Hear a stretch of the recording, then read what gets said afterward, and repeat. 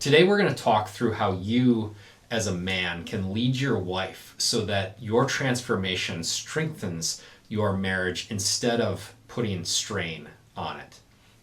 There's actually some research showing that people who lose a significant amount of weight have a noticeably higher divorce rate than the general population, which is very hard to imagine, but one major US study found that married adults who had weight loss surgery, and I'm going to get more into medical intervention like weight loss surgery and GLP-1 injections in my next video, but this study found that they were more than twice as likely to get divorced within 5 years of the surgery.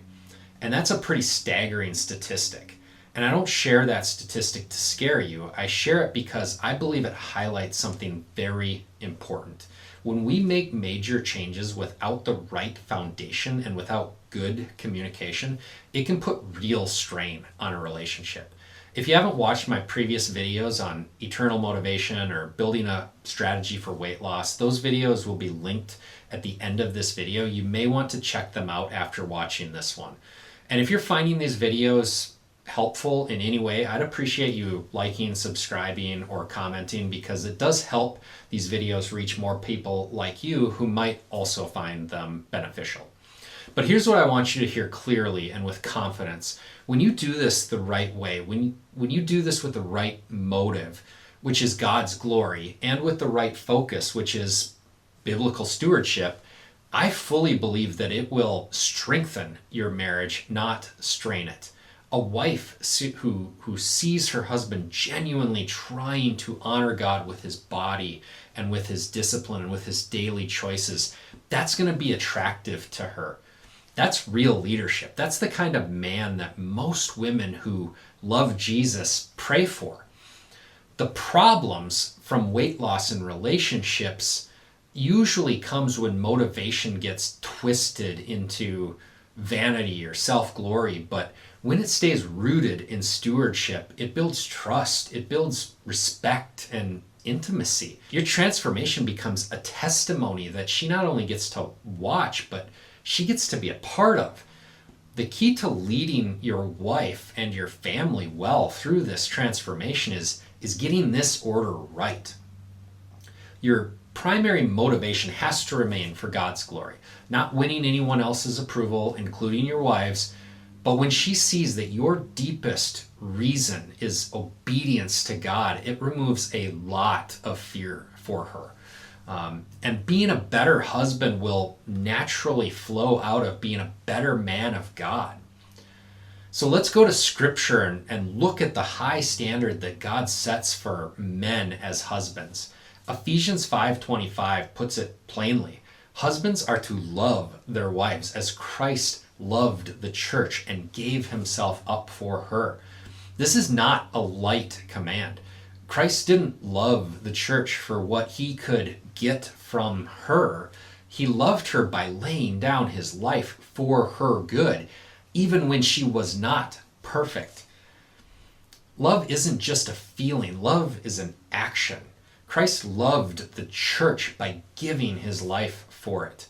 That's the standard that husbands are called to. So when you pursue stewardship of your body, it should flow from this kind of sacrificial love, not from self-glory, not from trying to look better for your own ego, but from a desire to be a better man for God first, and then for your wife next. So here's what that kind of leadership looks like in real life. First, you got to be proactive and you got to be transparent. I bring this up first because I know from personal experience that this is maybe the hardest one for most men. We men have a real habit of thinking that women are thinking what we are thinking when they're really thinking we're thinking something we're not thinking.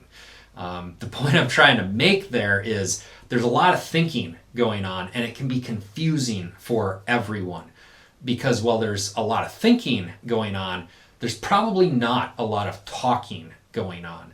So being proactive and being transparent is critical. So don't assume that she knows your motive. Make sure she knows that you're doing this for the Lord first, because your body belongs to him. and that you want to be faithful with what he's given you. And then make sure she knows that she is not the reason you are changing. Honestly, that's too much pressure for anybody to bear.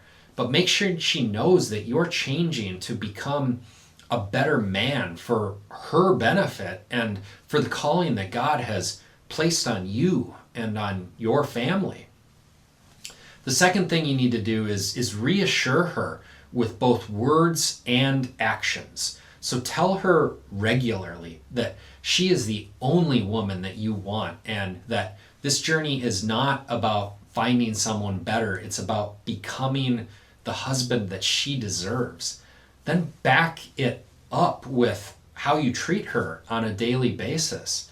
Look, while you're actively trying to lose weight, you will be busier and more distracted than normal. So it's going to be very important, and it's going to require extra effort to show her through your attention, through your affection, and through your presence that after God, she is still your number one priority. So be consistent with your word and with your actions. And I know men hate talking about feelings, so flip that one over on her and ask her how she's feeling about what you're doing. And this one is hard for men too, but then listen to her without getting defensive. The third thing you're going to do is you're going to invite her into this journey. Let her be a part of it. Share your struggles with her. Celebrate your wins together. Ask her for her input into what you're doing, into the choices that you're making around food and around your workouts. Let her see that you're doing this with her and not apart from her. But one important note here is do not make your wife your accountability partner. She is not responsible to keep you accountable for your discipline or for your walk with God. That burden is not fair to place on her, or for that matter, your children. Look, I love the idea of an accountability partner. So if you want that, I support that. But what you need to do is you need to find one or two other guys that you can be honest with and that will be honest with you to do that. And that leads us to number 4, which is keep checking your own heart. So regularly ask yourself the hard questions. Am I doing this to become a better servant of God and a better husband? Or am I doing this to boost my own ego or impress other people? Ask yourself regularly, am I being honest with God? Am I being honest with other people? And at the end of the day, am I being honest with myself in my motivations and in my behaviors?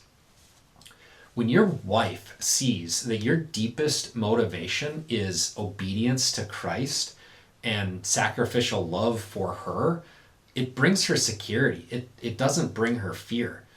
This is the kind of leadership that builds trust and builds respect and builds intimacy over time. Show her through your daily choices that your love for her is growing, not shrinking like your body hopefully is. Pray with her and for her more intentionally. And brother, if you're on this journey, lead well. Remember, this isn't about becoming a better looking version of yourself. It's about becoming a man who loves his wife sacrificially, not just because he loves her, not just because you love her, but because you love God. Do it for God's glory first. Love your wife sacrificially the way he loves the church. Communicate with her clearly and trust that when you walk the narrow path of stewardship, it doesn't just change your body, it strengthens your marriage, it strengthens your whole family. You don't have to be perfect, you just have to be faithful. Surrender first, lead well, and always remember the battle is the Lord's, but you still have to pick up your stone and run at your giant. I will see you next time.